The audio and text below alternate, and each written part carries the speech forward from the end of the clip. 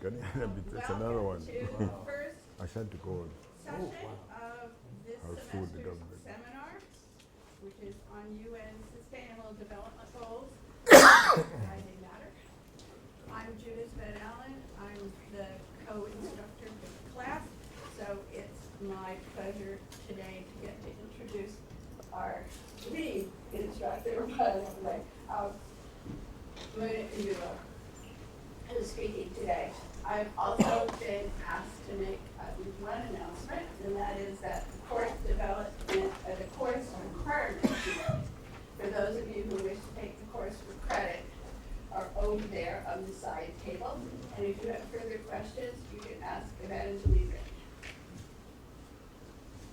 So today, Ndulo is going to speak to us on the overall topic of the seminar. Ndulo is an internationally recognized scholar, which all of those of us who are familiar with IED already know, but for those of you who are new to IED or maybe don't know all these things about Professor Ndulo, I'm going to tell you some of them. He's an internationally recognized scholar in the fields of constitution making, governance, and human rights. He's an authority on African legal systems, election monitoring, international development, and legal aspects of foreign investment in developing countries. At Cornell, he's a professor of law. Elizabeth and Arkwright, director of the Berger International Legal Studies Program, and director of this institute, the Institute of African Development. Early in his career, he was a professor of law and later dean of the law school at the University of Zambia. In 1986, he joined the UN as the legal officer for the Commission on International Trade Law and subsequently served in many capacities, including senior political advisor for the UN representative to South Africa and senior legal advisor on missions to East Timor, Kosovo, and Afghanistan, often putting himself into danger while we back here waited to hear that he was still alive and well. He has consulted on constitution making in Kenya, Sudan, Zimbabwe, and Somalia. He has also been a consultant for international organizations, including the African Development Bank, the Economic Commission for Africa, the International Foundation for Electoral Systems, and the International Institute for Democracy and Electoral Systems. He recently established the Southern African Institute for Public Policy and Research, and he's a member of the Advisory Committee for Human Rights Watch Africa. He has published well over 100 journal articles and 14 books, including most recently, Growing Democracy in Africa, Elections, Accountable Governance, and Political Economy. Please join me in welcoming Professor.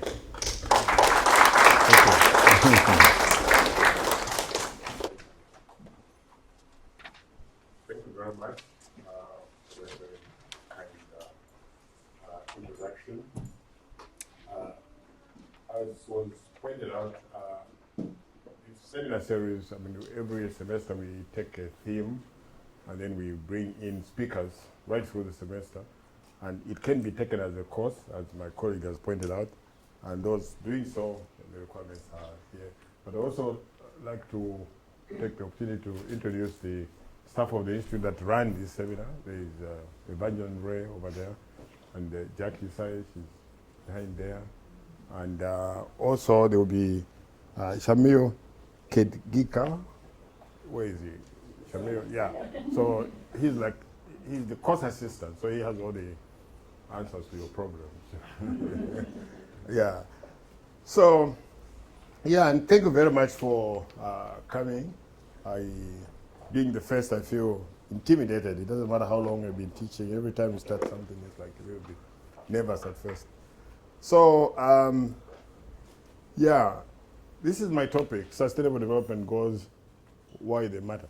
What I'm trying to do is to give a general framework, because the whole semester we'll be looking at these development goals, asking questions, whether they're right, two, whether they're achievable, and so we'll be, before you go, you should connect this booklet. It has all the following lectures, in terms of the people that will be speaking to you.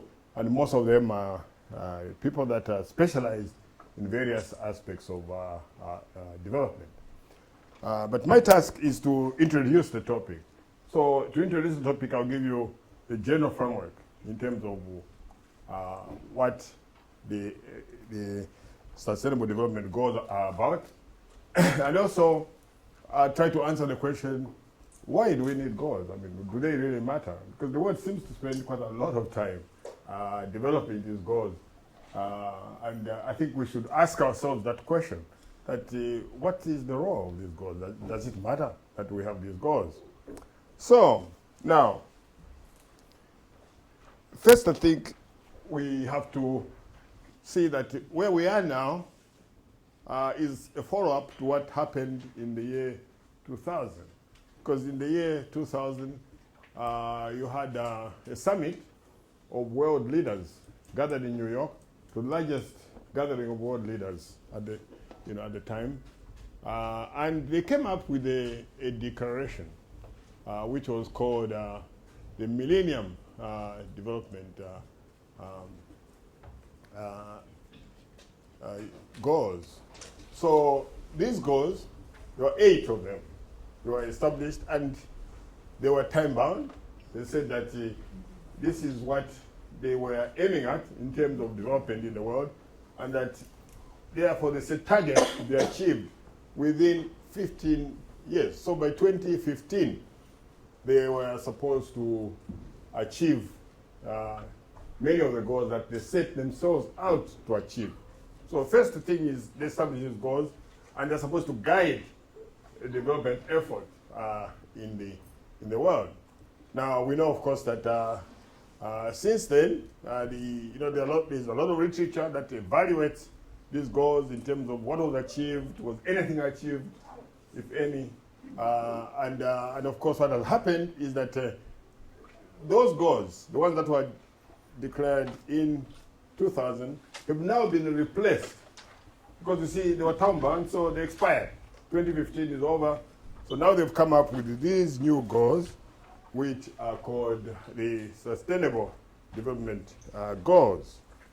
So first, looking at the 2000 goals, these are the 8 goals they had.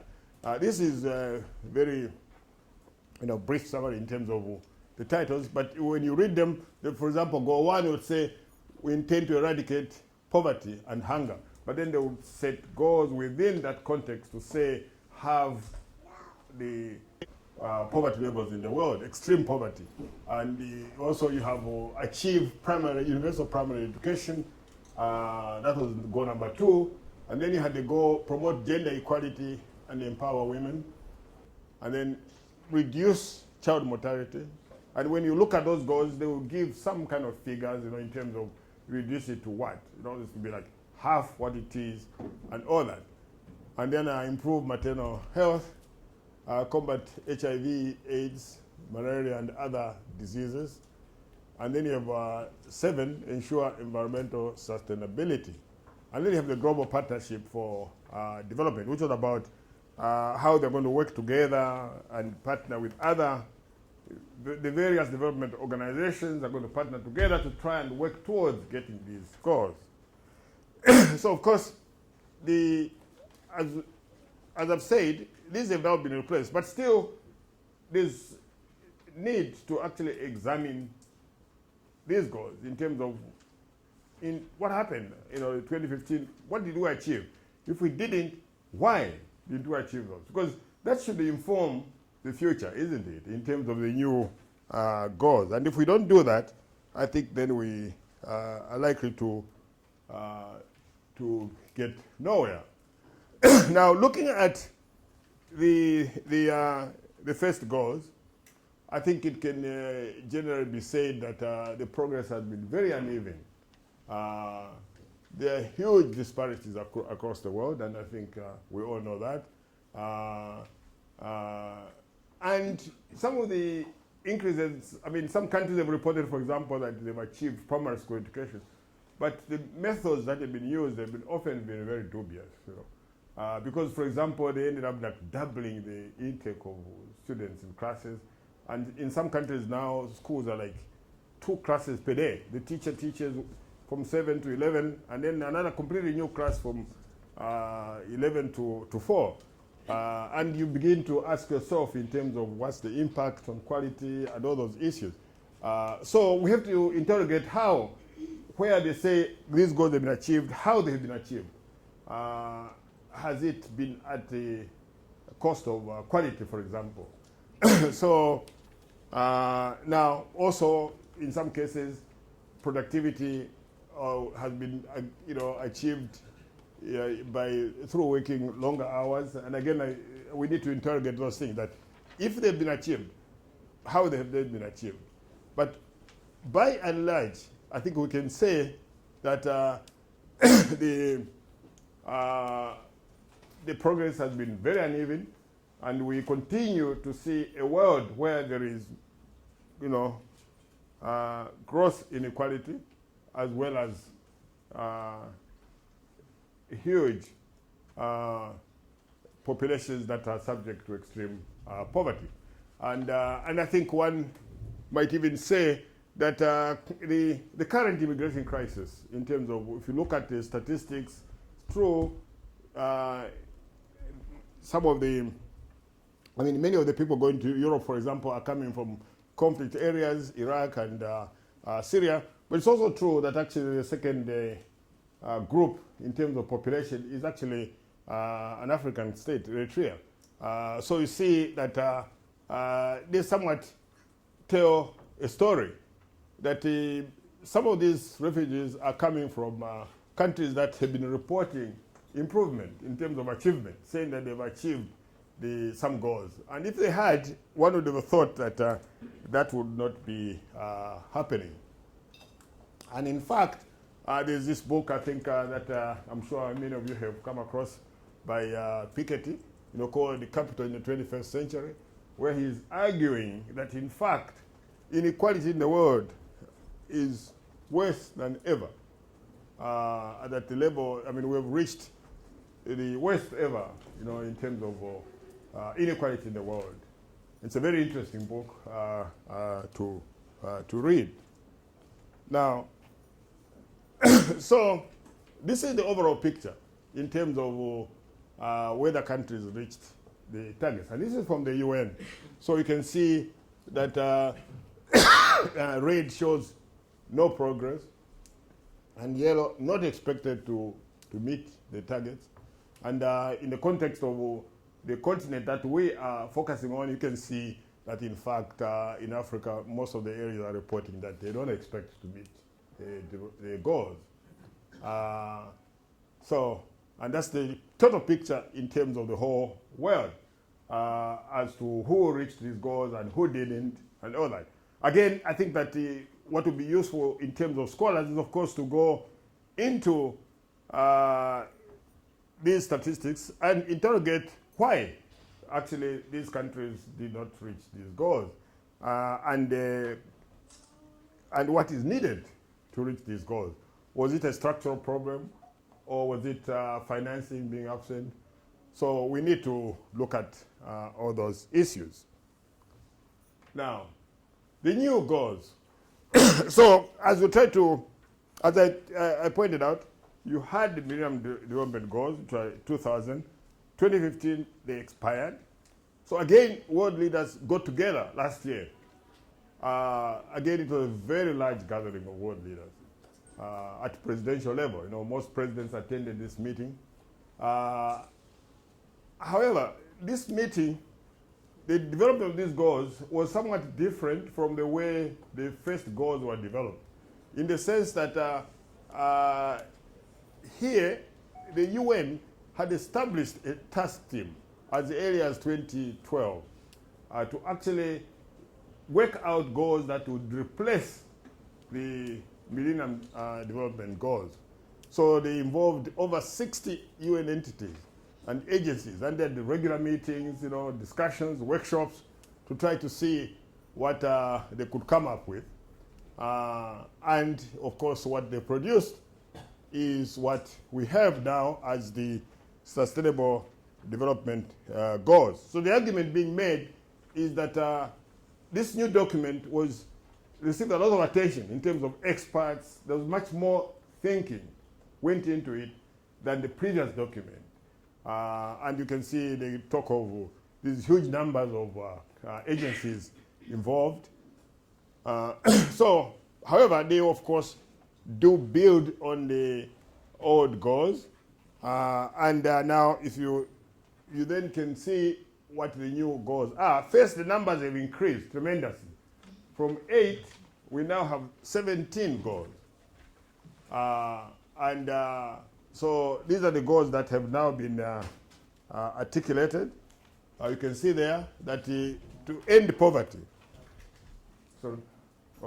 So there's one goal is to end poverty, that there should be no poverty in the world. And of course, they have targets. And then they have no hunger. So probably get rid of hunger, in this period. That's the objective.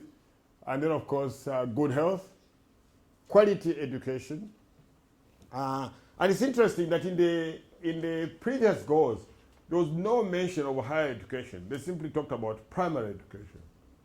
And I mean, I think that there are a lot of arguments one can make that that's kind of like misses the point that the two, need each other. So, but now that goal has been changed to a broader goal of simply saying quality education. And then we are supposed to achieve gender equality and clean water and sanitation.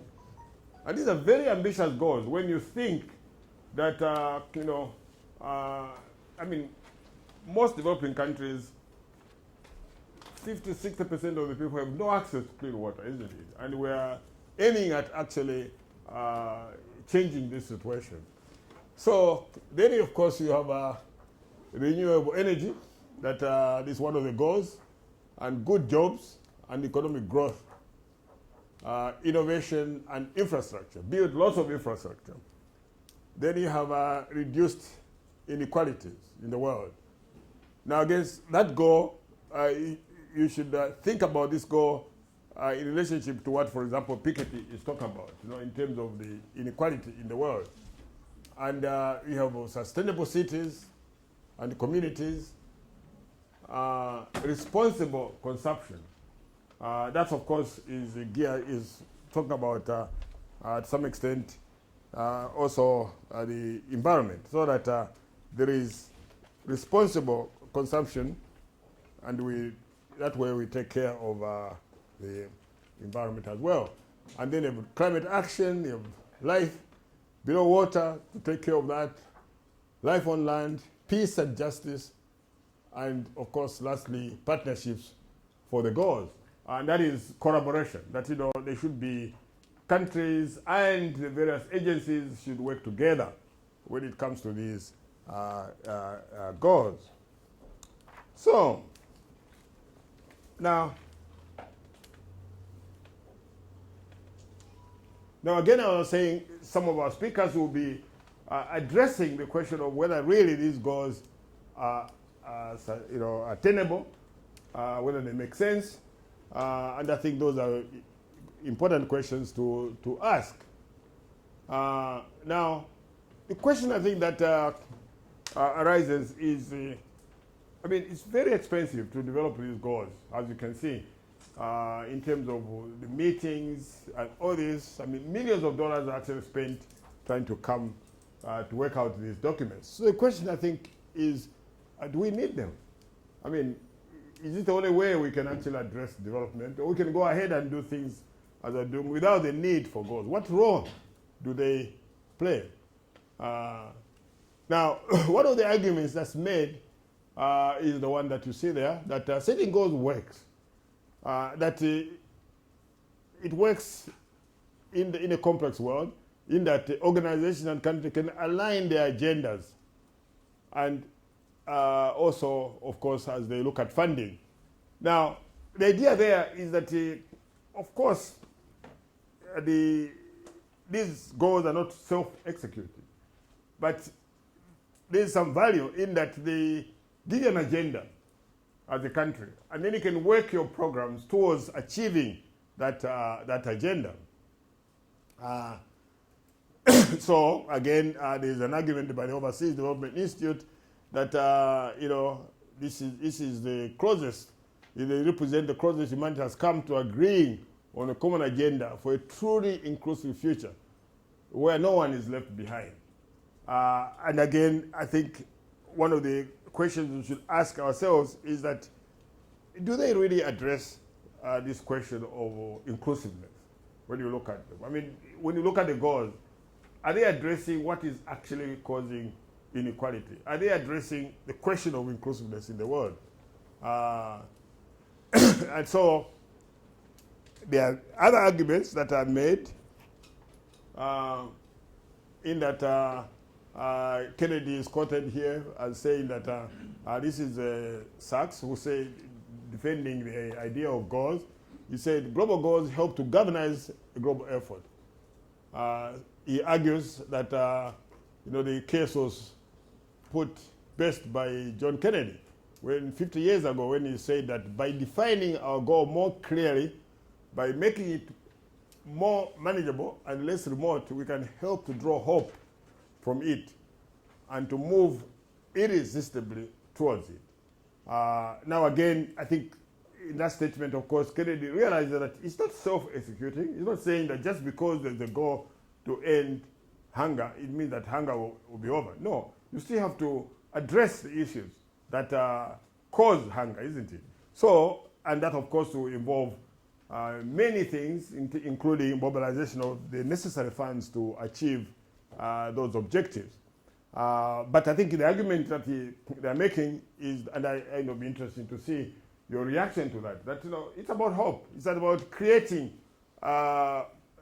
objectives so that people can really look towards that and say that you're working towards that, and you can mobilize countries around that and funding institutions.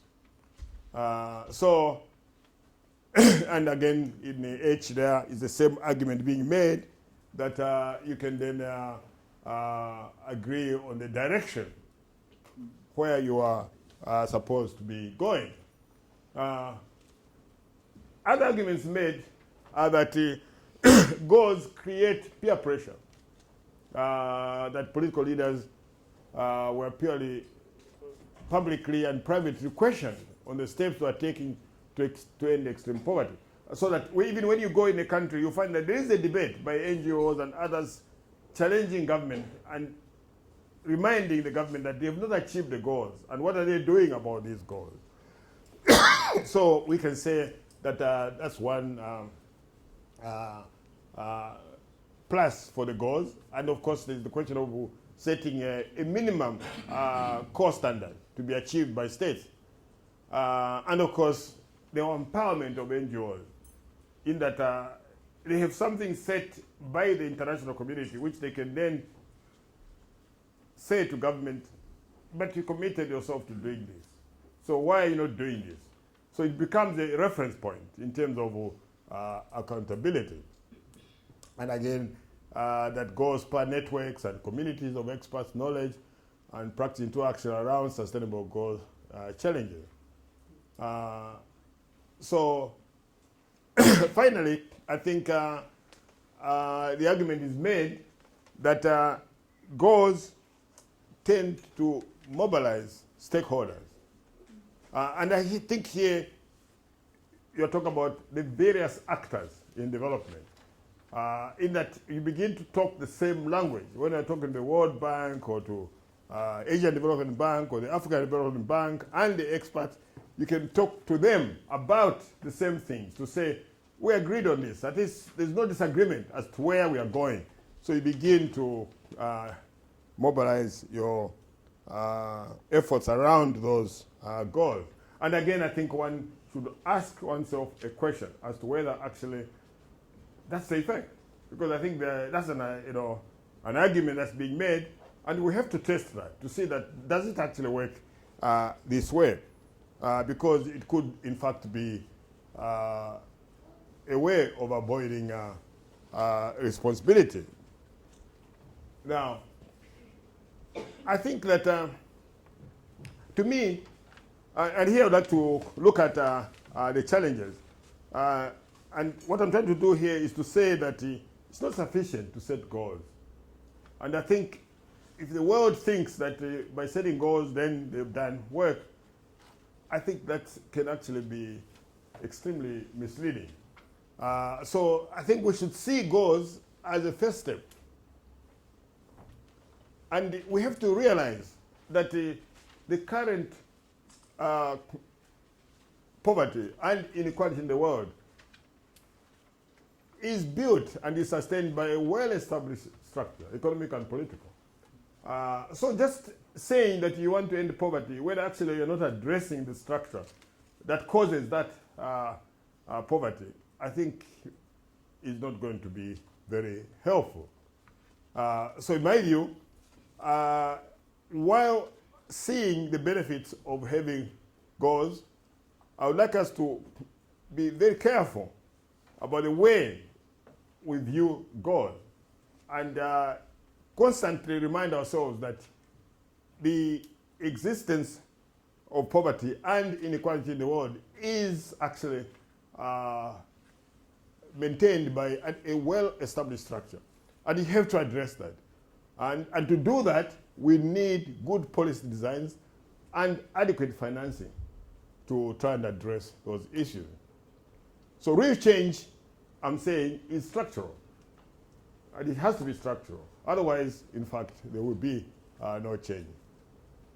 And I would argue here that both the MDGs and the 20 Sustainable Development Goals do not actually address structure.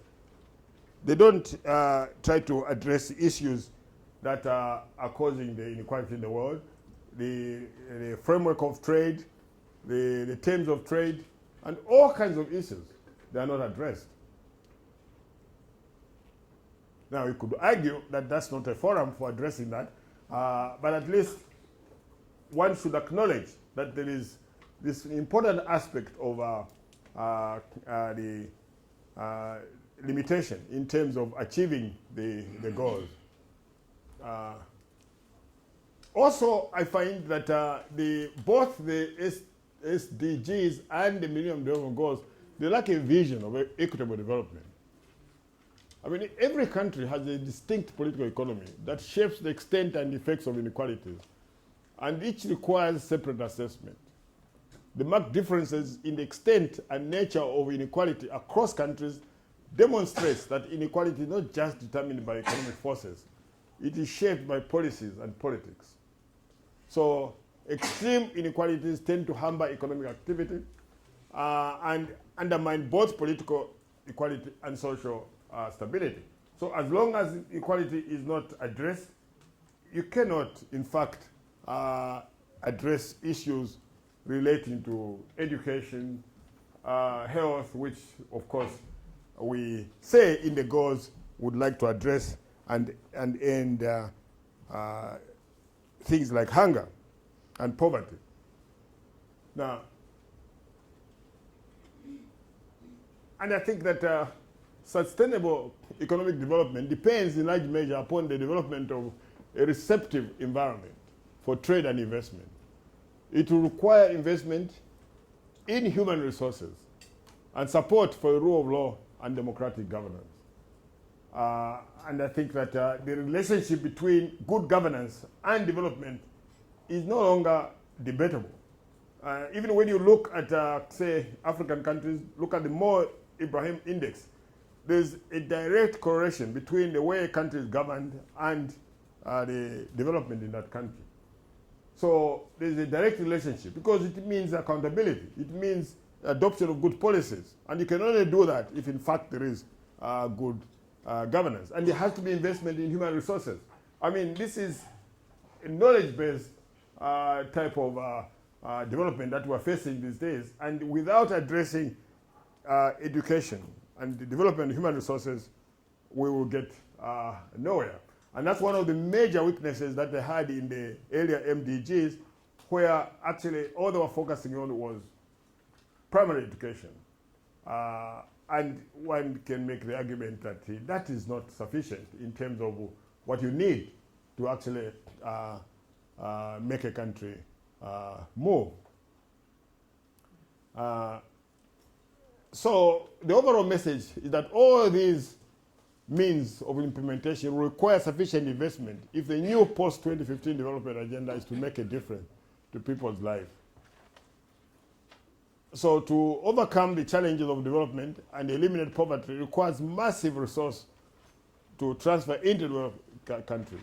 It requires a healthy, educated population that is able to effectively participate in the economy. It requires technology and it requires structural adjustment, especially of export diversification. Countries grow through trade. We need both trade and liberalization and fair ground rules that take care of special and differential needs related to a country's level of development. And if you look at Africa's share of world trade, you see that it's dismal. In 2009, it was only 2% of the world trade. You can actually more or less like forget about Africa and the world is trading on its own, isn't it? 2%, that's all.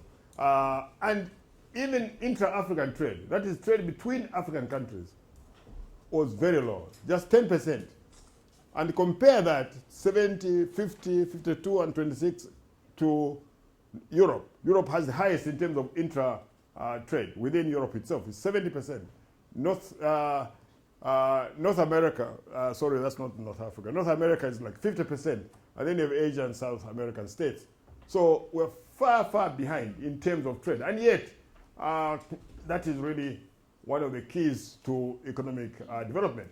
And part of the reason, of course, is structural, because the world trading system is definitely not in our favor. So there is unfinished work with regard to market access for labor-intensive and agricultural products.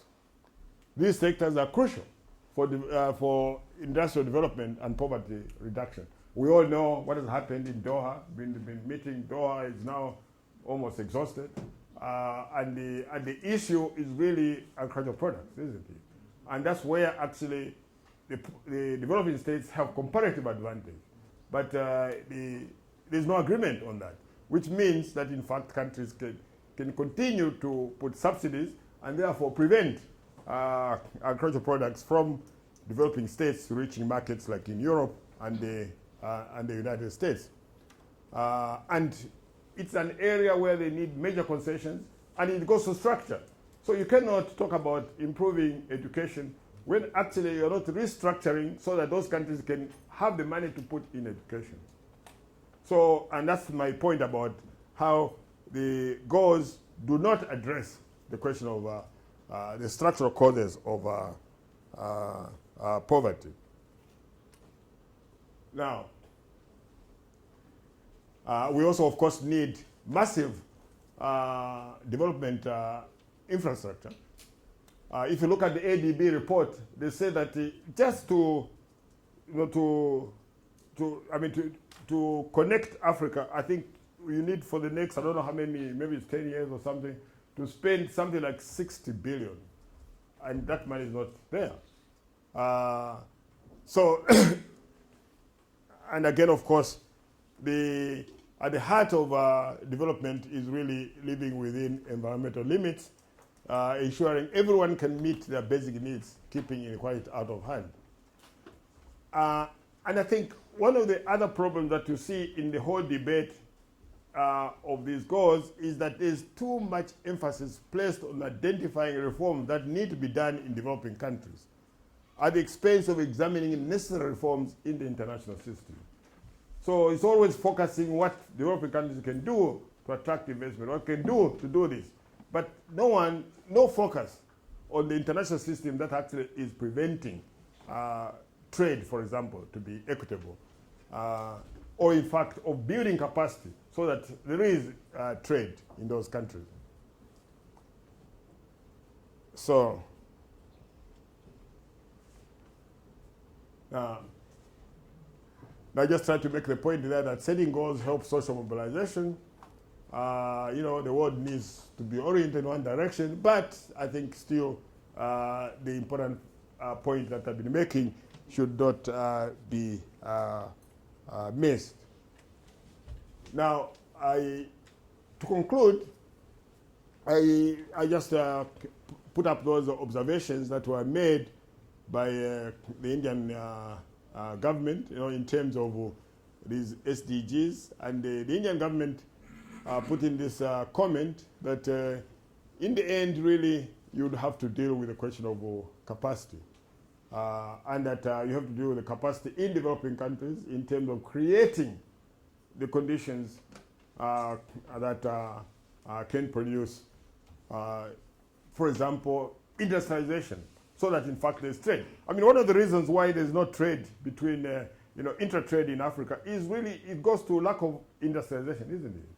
Because when you look at it, it's very well to conclude AU communiques about how you're going to increase trade in Africa, but if you're sitting like in Zambia, Malawi is next door, what can you buy from Malawi? There's nothing. Even if with all the best of intentions, there's nothing. All you need is actually somewhere else, isn't it? And we have to create a capacity so that in fact, when you talk about trade, there is actually a trade that can take place. And that goes to looking at structural problems to ensure that things go on the way we want them to be. So, and then of course, there was another comment that was made by from the Scandinavian countries that, well, I don't know whether people are actually ready to change their, ways of life, because to some extent, that's what it involves, if in fact we're going to share resources equitably. So, these are the comments that I was referring to, and you can read them in your own time, but basically I think they're just reminding us that we need to look at these issues. So I think I'll end here, and then I look forward to your questions and comments on what I've said so far. So I hope I've laid enough groundwork for the incoming speakers, so then they will be developing actually the various themes that come out of this, including addressing issues like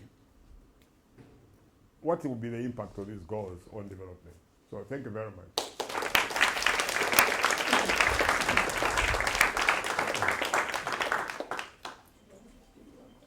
Yeah, any questions? Any questions? Some. Yes. Well, my name is Joseph. I'm a journalist. I'm a Kenyan based in Ghana. I'm just part of the Cornell Science Program and that's what I'm doing. I think I've enjoyed your presentation. But a few things. First of all, when you display the map on how far the world has come in meeting the NDPs, the portion covering the United States indicated that there is insufficient data to meet the United States. I'm a bit surprised. In some countries, yeah. We'll check the review, but I'm a little surprised that the United States, which is supposed to be the most advanced country, where systems work, there is virtually available data on everything else, except how far that country has come in meeting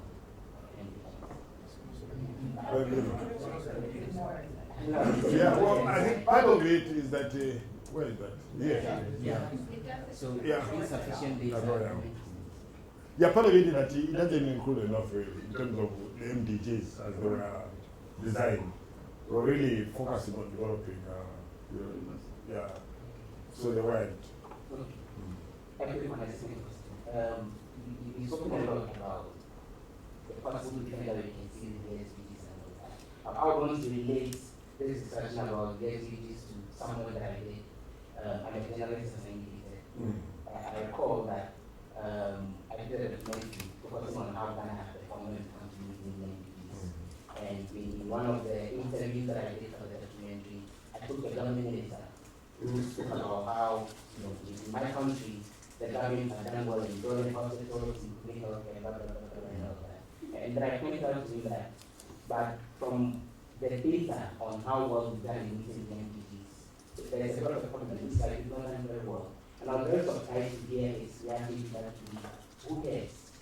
The point of that, in that country, they are focused on what they need to do to help development and all of that. And so, who cares about how well we perform otherwise when it comes to meeting the NDPs in the process? From your perspective, what could be done to increase the political pressure on the government leaders. So that beyond signing these documents and holding the conferences and announcing they are committed to it, on the ground itself, what can we do to ensure that we abide by the commitment that we signed? Thank you. Yeah, thank you. Yeah. So, I mean, the thing is that, like I was saying, first, it's a question of what role you see the MDGs play, the development goals. So, they cannot be a substitute for planning at the national level. The idea is that, I think as, quoting Kennedy, as you saw there, was that they're trying to create some goals generally, that somebody is working towards that. And I think they work best in terms of mobilization of funds at an international level, that you can appeal to countries around those themes of the goals. Now, of course, countries are then expected to draw their plans in terms of, okay, if you say all primary education, universal primary education. So you're supposed to come up with a national plan which achieves that, isn't it? Now, so the role of the goals would be that you cannot substitute accountability in terms of governance and the various sectors that force accountability, media, NGOs, and all that, because then you have a reference point where you'll be saying to the government, you've not done this, and you said you'd do that. But there's really no mechanism that would force a government to do the right thing, except the people themselves, isn't it? The people in the country, you have to take ownership of these things, and you have to force. In the end, you're really talking about governance, isn't it? In the sense that governments that are, like I was pointing out, if you look at the Mo Ibrahim Index, which is produced every year on governance in Africa, you see it's complete. I mean, there's a direct relationship between governance and and development. Now, in terms of performance, some of the African countries in the early part of, say maybe in midway between the goals, they're doing quite well because the commodity prices were quite high. But actually now a lot of them have receded, isn't it? Because there's a crisis, in terms of prices of oil, prices of copper and everything. And you see that, in fact. And that, again, shows that it was not sustainable, in terms of the economies that they were building. But that goes to diversification, industrialization, because as I was pointing out, the major problem when you look at the African states is that, just even on an individual level, there's no other way to earn money except to go and work. You get paid or you sell something. If you're not selling anything, where do you propose to get money from? And the way countries earn money is trade, isn't it? They have to sell something to somebody. And our industrial sector is so weak now that there's nothing that's actually being produced. Like I was giving an example in terms of, even with all these good plans with ECOWAS, SADC, and COMESA, when you look at the reality, is that how do you buy something from Mozambique or from, if you need batteries, you won't get them. If you need this, so you're forced to go to other sources. Isn't it? So the answer is really that what do you do about it? And that's one of the major problems, that somehow we put too much faith in these goals. We shouldn't, because we should realize that they're just goals. And we are to work out actual plans to achieve these goals, isn't it? And that's where governance comes in, that each individual state has to work out its plans. And it's got capacity, it goes to building education institutions that can produce the experts that we need to do this, infrastructure, key to this. The African Development Bank points out that actually, in terms of the cost of export, one of the reasons Africa is not competitive, even when they have an export, is that it's the highest cost of transportation in the world.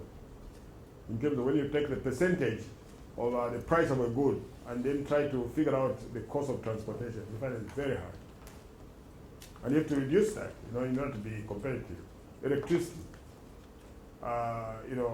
extremely expensive, and difficult to get. So all those things go into production, isn't it?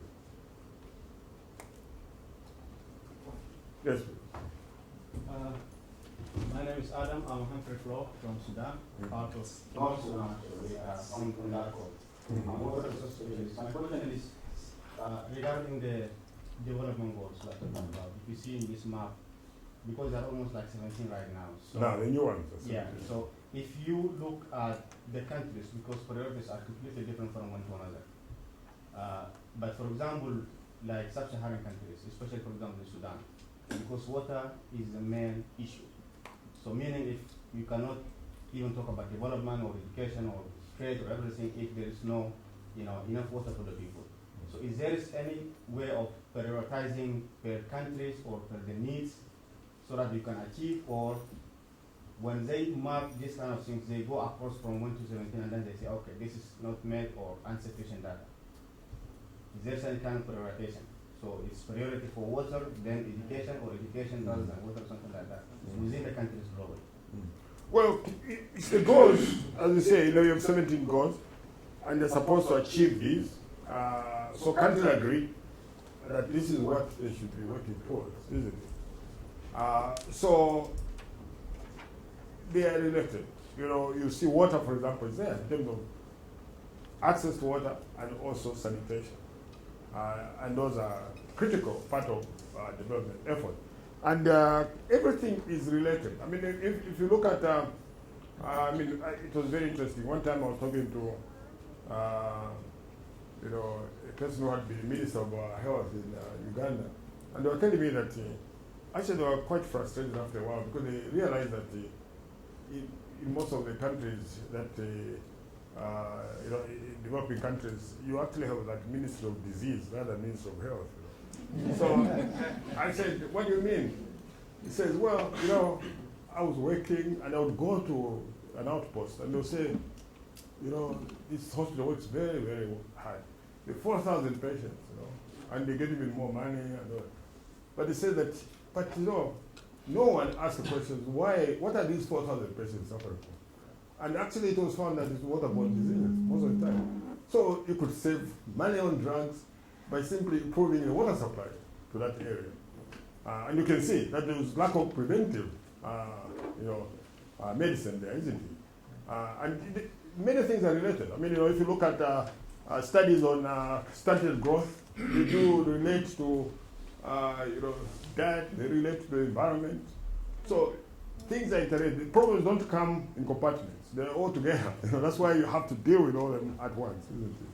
But the idea, and that's what I think is a mistake, in that in developing countries, people see the UN as if it's like a savior. It's not. They're just giving you goals in terms of where you should be working towards. They don't have the money either to give you. You have to mobilize the resources yourself. So all those things, and I think one has to understand that very well, that you understand the role, and the idea that this is a savior is wrong. And I think there's that tendency all the time to think, now that goals have been announced, that means that they'll be achieved. I think by whom? Through what financing?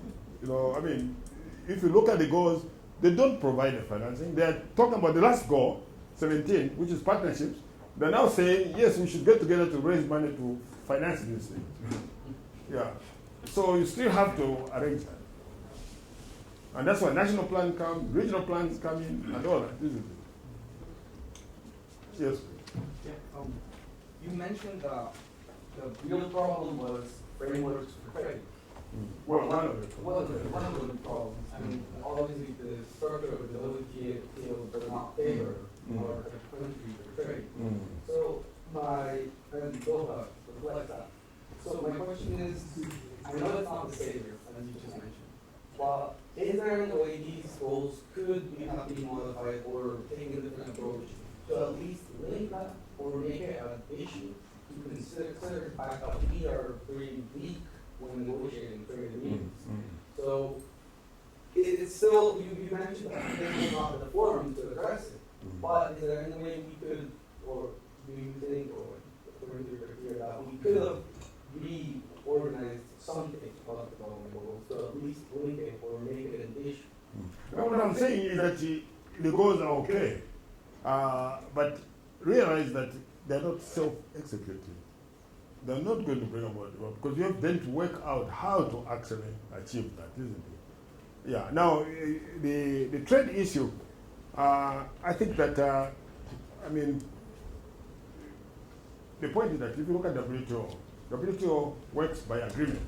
Yeah. So you have like a services agreement, you know, this and this agreement, GATT, and all that. The idea is that there should be free trade, isn't it? Comparative advantage. So if actually somebody can produce goods cheaper than you, it shouldn't really be that business. Now, so they've concluded lots of agreements. Doha is about when they came now to try and conclude agreements on agriculture, isn't it? And that's where actually the developing countries will do very well. I mean, an example is given over cotton. That if actually there was no subsidy on cotton in the United States, the US would not be growing cotton. Because West Africa, you know, can grow cotton at a much cheaper rate. But because there's no agreement in Doha, the US is free to put subsidies on that. And because of that, the cotton price is very low for countries like Benin and the others. So of course then they don't gain. And that's the problem, that you see the agreements, when it came to the issue that really affect the developing countries, then you see stalling. And in fact, the argument now is made that this effort by the United States to have this Asian pact is really because they want to kill WTO, because they don't see any future in that, because there was no agreement anymore. So they're looking at alternative ways of actually, and if you look at the structure, if that succeeds, this TPP, is what they call it, yeah, TPP. If you look at it, it's gross, and it's going to involve a lot of countries. It will actually make WTO relevant, because they see that there's no future there, and there's no agreement. Doha has been meeting for a long time. The main issues are this. When you're dealing with services, dealing with all these other things which matter to the West, it went okay. And that's what people talk about in terms of the unfairness of the global system. And of course you can go into why that is so, it's historic, it's type of colonialism, it's inequality, and negotiating capacity, many factors. But clearly, we do need a change in that. But one of the answers, of course, is regional trade. But as you can see from the figures I was showing you, a continent like Africa is very weak in terms of actually intra-African trade. It's the weakest in the world in terms of countries trading between each other when they're in the same area. Yeah. Yes, please. Oh, sorry. Yeah. I'm Suleiman from Nigeria. My recent observation regarding the planning, sub-planning, and subsequent plans in the NDGs as a class across the SDGs. I know that the majority of the, let's say, for example, primary education, which was one of the main agenda of the 2005 NDG, it has not completely been adopted. It's not achieved. And now the plans are coming into another higher education, whereas the majority of the African countries, the region, and the Latin America, we find that many of the school children, young children are in the schools. Many, especially in Africa. Even the reflection of this, somebody reflection is saying that Africa underdevelopment, this underdevelopment, all these other factors, and that's underdevelopment. Particularly the education sector. What is the forward meeting to see that what is part of the underdeveloped and industries are really just newly planned SDGs. Yeah, on this question of primary, education, actually the debate is that the African countries made a major mistake in the I think in the 70s and the 80s, and it was actually on the advice of the World Bank, that forget about higher education, and that they're paying dearly for that now. Because if you look at what happened then, they divested investments into universities and all that, and focused on this primary education. And now the World Bank itself admits that that was a mistake, because they can see the consequences. That's part of the problem, that you see when you're an outsider, you can recommend things that things go wrong, and then you can say, okay, that was wrong, but just like import substitution was also a World Bank policy, isn't it? And today, if you read literature from there, they say evaluation, this was wrong. So we have to take ownership in terms of what, that's what I was like saying, that you have to examine Nigeria, what are the constraints? What are the issues in Nigeria? And not the World Bank coming to tell you, or the IMF, or anybody else. Doesn't matter. Doesn't matter. You know, when the US is deciding its policies, they don't go to Nigeria and get the Nigerians to tell them about the US, isn't it? You know, they actually have their own experts examining this crisis. And they talk about this question of lack of expertise in Africa. You know, a friend who worked at high levels in the World Bank always said that, you know, if you look at Article 4 of the IMF instruments and all that, they issue a country report on every country, including the United States, isn't it? You know, the state of the economy, this and this. This is done for Japan, for everywhere. But it's the difference that when they issue it in the US, it's just one of the reports, because Woodrow Institute will come with a counter report, you know, this other center will come with. But when they issue it for Zambia, that's the only report there, you know, and everybody. So that goes to capacity. That you see, you have to develop indigenous capacity which can analyze the conditions there and can say this is not correct. You know. And that's what happened in education, you know, and all that sort of thing. And I think that goes to the point that the Indian comment there was saying, that we have to build capacity. Oh, sorry. I just have a quick one. The whole exercise of setting goals. Of course, I agree with what Kennedy said. But those of us who write proposals, just imagine that I've just written a proposal to eradicate extreme poverty, and I was given the funds. After 10 years, I'm going back for renewal. Now my goal is no poverty at all. And I have also indicated in my data that there was no progress made in my first one. Do you think I'll be given the money? Well, the difference is that they're not providing you with the money. No, I understand. So that's why I'm actually questioning the whole exercise. Yeah. Okay, you set the first goals, and you're looking up to the countries to design the programs that can help them achieve that. You've gone to evaluate, and you're saying 90% of the goals are not achieved. But now we have new goals that are even higher than the first one we set. Is it worth it? Is it really worth it? Or is this an exercise for an exercise sake after you spend a ton of money? Well, I think that's a good question, but that's a question that we should put to the world leaders, isn't it? Because they seem to think that it's just because they gathered, all of them, including African presidents, they're all there, and they say this is what we need to do. They did that in 2000, and they did last year too.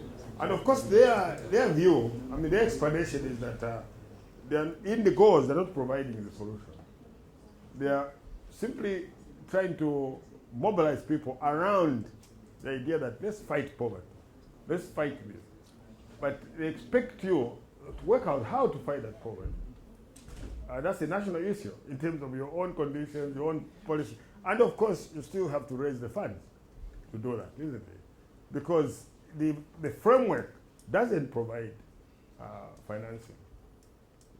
In Go 17, it of course talks about how they should work together now to mobilize the funds, isn't it? To sort of like mobilize. And here, of course, I think the idea is that you can actually call these meetings where all these people, you know, the World Bank, Asian Development Bank, African Development Bank can come and say, you know, let's mobilize money. And of course, they each pledge to give so much, and it's mobilization. That's what they see it as, in terms of where the resources are going to come.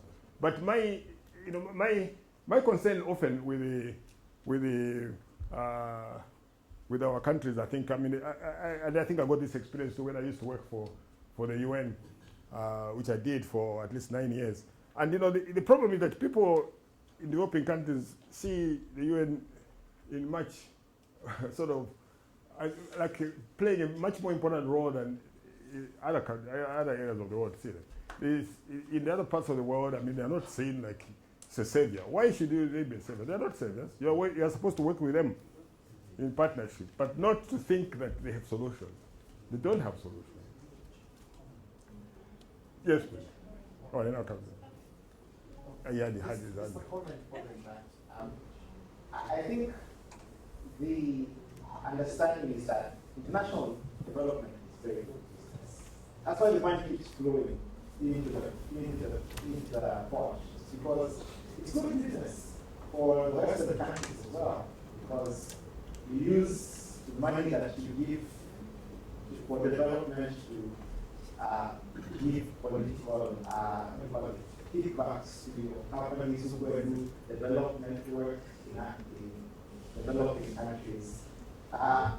You use them as proxies for bribes. You know, instead of giving a direct bribe, you give this aid so that you can open up space in your country for business. So I think that if you look at it with a more pessimistic view, you'll be able to understand why we have new sustainable development goals after failed MDGs. This is because it's a game of musical chairs. And I think as developing countries, they're getting wise and understanding. They don't want to do anything about their situations. So while this continues, the trick is how can we take advantage of this broken system to our benefit. So I guess that's what developing countries and in the context of this forum, African countries have to look at how to take advantage of the system, because we take advantage of everyone. Yes. Well, basically, Con- said what I was going to say. Oh, Which okay. is, there are critics who say that development goals are good for developmentalists. They're good for the development establishment. Just like cases are good for lawyers. Yeah, that's right. Yeah, crime is very good for lawyers. No, not So, I think there has to be some question about what really is the purpose of all this, whether it's acknowledged or not. I mean, it does move money around among people who participate in these conferences. So it benefits them, but I ask whether development goals are a substitute for actual development. Yeah. No, I think there are many layers to this whole program. I mean, I agree. You know, it's people take advantage of these things. There's also careers and all kinds of things. But I think there's also really quite a difficult problem that, I mean, no one has an answer to development. You know? I mean, I think everybody tries to figure out how to, if you knew how to develop a country, I think you'd be the richest guy in the world. Because I mean, this struggle has been going on for a long time. And the challenge to me, and I think to me, the real problem is that we have not dealt with the structural causes of what we're doing. We're dealing with the symptoms, you know, all the time. It's like, you know, someone has a headache, but the headache is not really what you're sick from. Sometimes it means there's some other very serious problem, isn't it? So, and I think that's the thing, that if you look at, it's easier for the world to address the symptoms. You know, refugees running away, or doing this, water, go and put a well there. But you're not looking at why, you know, this community is not able to have a well on its own. And that's, I think, one of the biggest challenges. And that's when you begin to see that there is a structural problem in terms of trade, in terms of everything. I mean, even when you look at, I mean, the debate over intellectual property rights, you know, it's very interesting that today we're used to TRIPS, and we talk about intellectual property rights. Very strict, spearheaded by actually Clinton. You know, that's the guy that was behind the, you know, TRIPS. And TRIPS was developed 94. You know, now before then, including the US, they developed in conditions where actually intellectual property rights were not that strict. And today, if you look, I mean, there was one of these guys who did the Canadian who was the telephone, what is it? Bradbury. Yeah, he gave an interview where he said that, you know, if the rules that proposing in this new trade agreement on intellectual property were in place when he did to Bradbury, he wouldn't have done it. He said it's impossible now. So you see, and we're taking these things as if they're really necessary. TRIPS itself is very strict. I mean, we're complaining about medicine, we're complaining about this. But TRIPS is 1994. All these years, countries were developing without that. So it's much more difficult for a developing country to develop today, using trying to get access to intellectual property rights because they are so protected.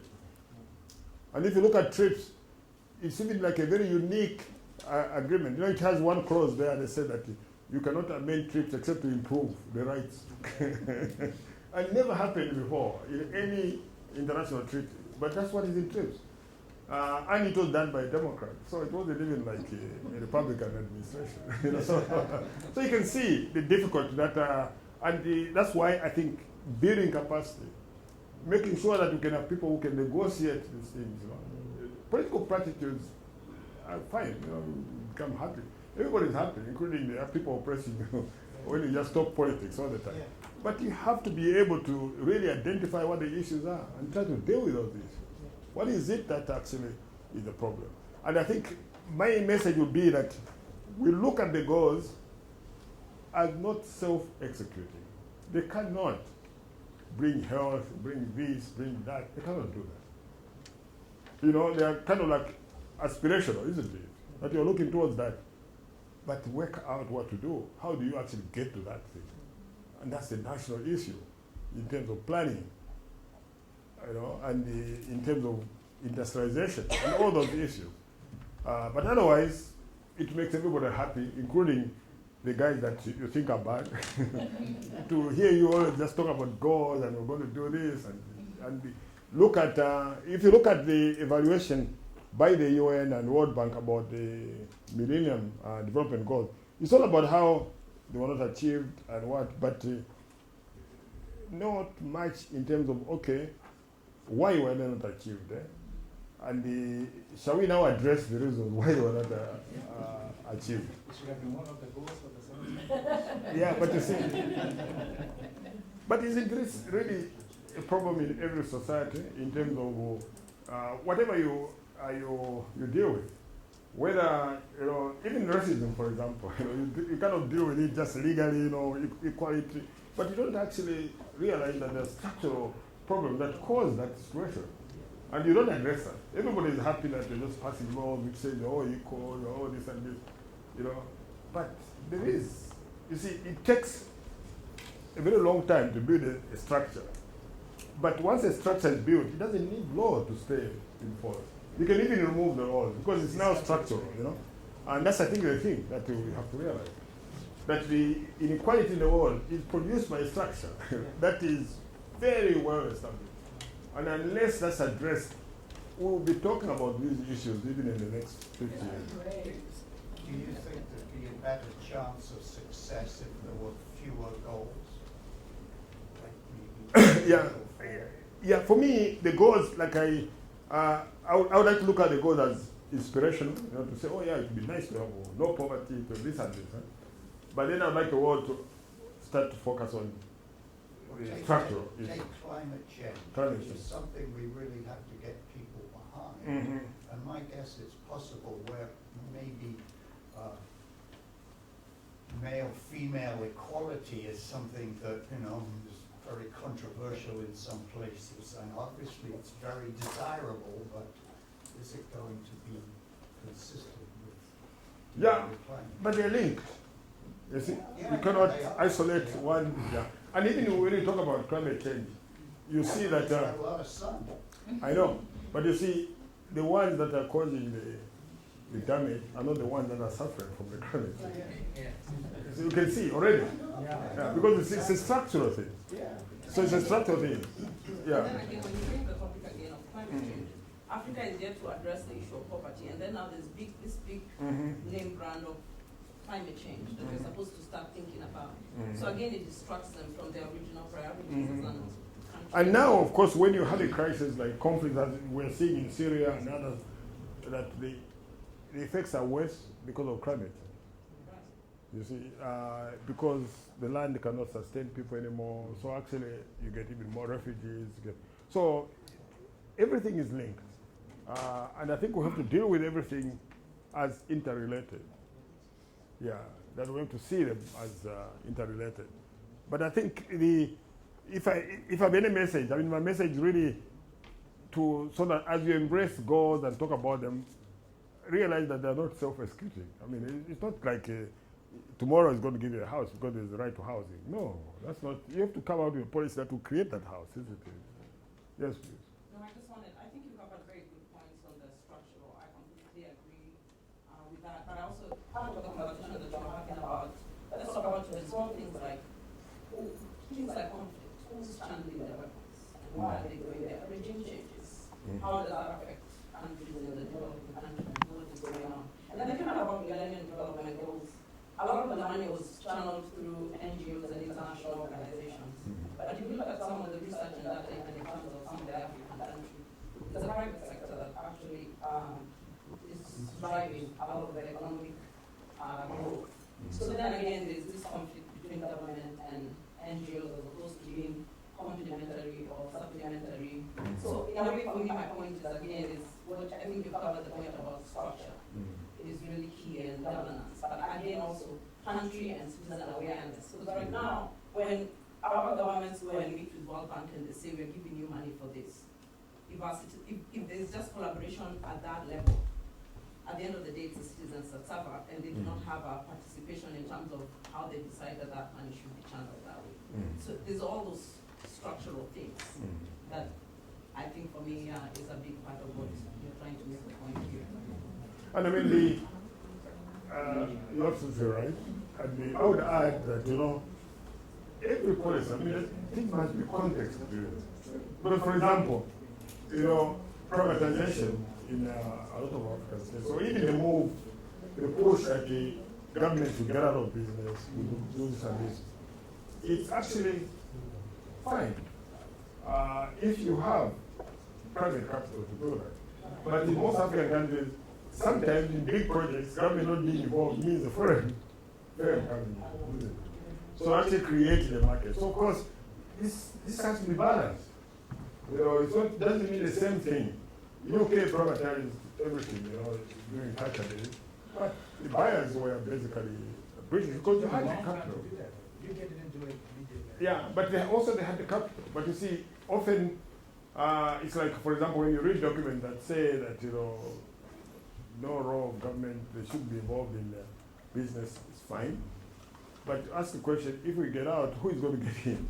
Yeah. You see that actually is big foreign firms, isn't it? Because there's no local capacity. So if you look at China, then the approach was joint venture, isn't it? In terms of coming in and not letting complete ownership, so you begin to work with it. It was a realization that there wasn't local capital to do anything. So I think that context driven, everything you do, look at where you are. You see, you can talk about South Africa having good constitution, but it's context driven. So if you're in Ghana, you must draw a constitution which speaks to Ghanaians. And if you're in Kenya, the one that speaks to Kenyans. Because when they look into it, they must say, this thing is talking to me. Not talking to somebody who is somewhere else. And I think it's important that we always relate our research and whatever we're doing to the context where we are. And the focus on the technical aspects of things, rather than, I think we are easily carried away with the platitudes, making big speeches about imperialism, this and that. These things, it's okay, but what do they change? You can say that for 50 years and nothing changes, actually. So any other? Yes, please. Just a quick question. I keep thinking, as I'm listening to this conversation here, I keep thinking about what someone said, ask not what their country can do for you, but what you can do for your country. I think that's happening over there. Talk about structure, talk about capacity building, and of course, just governance, all of this is, all, citizens, they all come down to one thing, that is back for political will. So the question then is, how do you reorient the mindset of leaders in these poverty-stricken countries so that they can really think about their nations and how they can develop these structures? Yeah, but sometimes only just the leaders, even the people themselves, isn't it? The people themselves. I read a very interesting book a long time ago, before Mahathir came to power. I mean, Mahathir, of course, is credited with the developing Malaysia, although, of course, his governance aspects are questionable. But, if you want to know his thinking, Mahathir wrote a book in 1971 before he became prime minister called The Malaysian Dilemma. And it's a very interesting book because he looked at the leadership, but he also looked at the Malaysian people. And in that book, he said that, he realized that if Malaysians go forward, he has to change the Malaysian mind. That he shouldn't run away from this. They have to deal with the Malaysians themselves as well, in terms of the way they think about things and things like that. Yeah. So I think sometimes it's both, in terms of, there are certain things that have developed in many developing states, poor communities, where people now feel they can't do anything on their own. It's like if you go to rural areas in Africa now, I think they're always looking for a donor. Even for things that like pit latrine, which you can actually dig without anybody. They say, oh, but donors say they'll come. And why? Why do you do that? And that just takes away ownership, isn't it? So, okay, I think we have last two. Thank you. For me, I feel that this global agenda, especially the Millennium Development Goal and the Sustainable Development Goal, has its own contribution, especially in Africa. For example, if you happen to observe the performances of different countries like Ethiopia, they have been striving for this improving the health condition of the society, the economic condition, the green economy aspect, the education level. Had there not been this global agenda, or if there were no these goals, it would be difficult to address such kind of programs. So at least to be pessimist is difficult for me. And these agendas are found to be very important, they are crucial, and I think the continuity of this agenda into sustainable development goal will have also significant contribution in the future.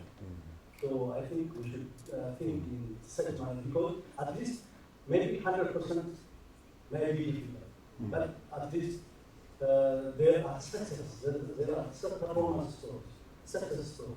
So we should deny that. No, I think we are in agreement, because for me, I wasn't like saying they're useless. I was just saying give them the proper role in terms of that these are goals, and of course they can be used by NGOs, by government to force accountability, to focus on governments, to say, you promised this, to achieve this, what are you doing about this? But at the same time realize that you have to work national policies to achieve those goals, that you have to do that. But they clearly, and that's the argument that Sachs makes, that they are good in the sense that they provide something to aim at, something to look to, and something to guide you, that this is what you want to achieve. So the expectation is that government policies and development plans in Ghana and everywhere will be drawn around these goals, in terms of education, health, that you want to achieve this by this date. And the last question. Oh, yeah, but okay. Concerning the RDA goals, from what I understand so far, we seem to agree that they're inspirational, great, but I don't think we need a global agenda to tell us what are the problems within our individual countries and what we need to do about them. For me, it seems that the international structure that the development goals have created has in a way been used to tell developing countries how to develop, and that could also be part of the problem because, as you said, it's kind of a way of channeling funding as well, and what funding is prioritized for is a way of telling countries what they should focus at that moment, and maybe that's also part of the problem. Mm-hmm. Yeah. Now, of course, one can also argue that in terms of the development banks, including the Africa Development Bank, they mobilize around that. I mean, if you go to their offices, they've actually desks, in terms of, so they'll be mobilizing money around a particular goal, like health, education, and that sort of thing. So to that extent, also it guides the mobilization of resources and allocation of resources. Yeah, but I think the important thing that point I'm making is well taken, that you still have to have a national policy, to actually address development. I think it's crucial that you do that. And it would be a mistake to think that goals are self-executing. They are not self-executing. They don't themselves, on just being there, actually produce development. Because you have to work around them and then implement. So are we done? I think there was one last, yeah. My name is John Ndulo from Ghana. I think these goals are just to guide us so that we can domesticate them in our various regions and countries.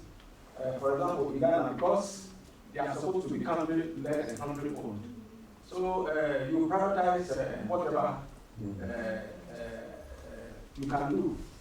And for instance, in the agriculture sector, where I'm very familiar with, we have certain guiding principles like the mutual accountability framework and the rest. But you notice that most of the development partners, for example, they come in the pack to Northern Ghana where they are crowded and they don't want to be subjected to this mutual accountability. Why government is focused on providing whatever to the extent possible, maybe the 10% which they have agreed on within the CADEP arrangement.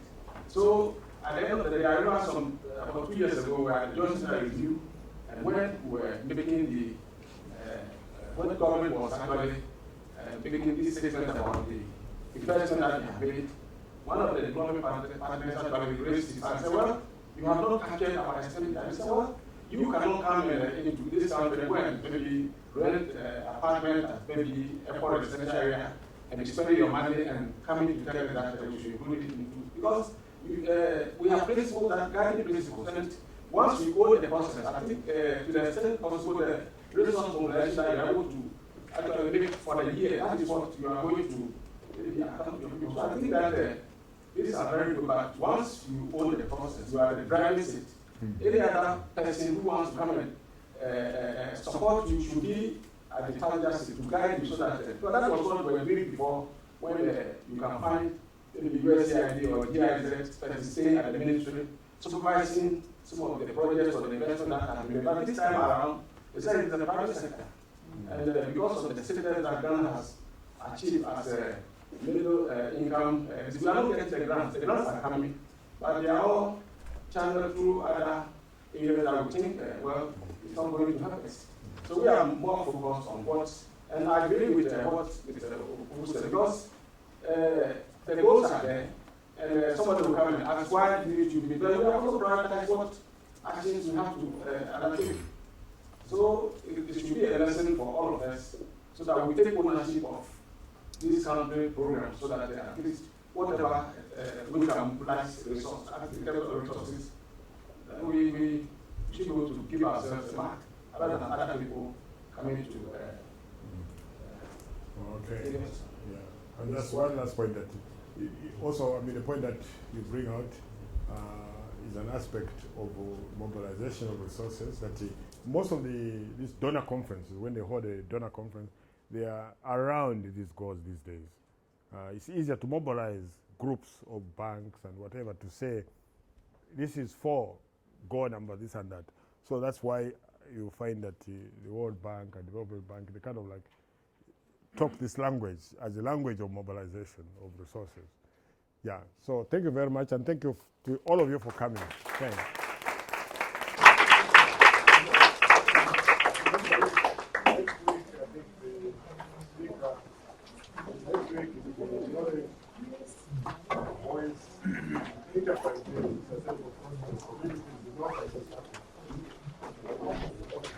Now, Benjamin,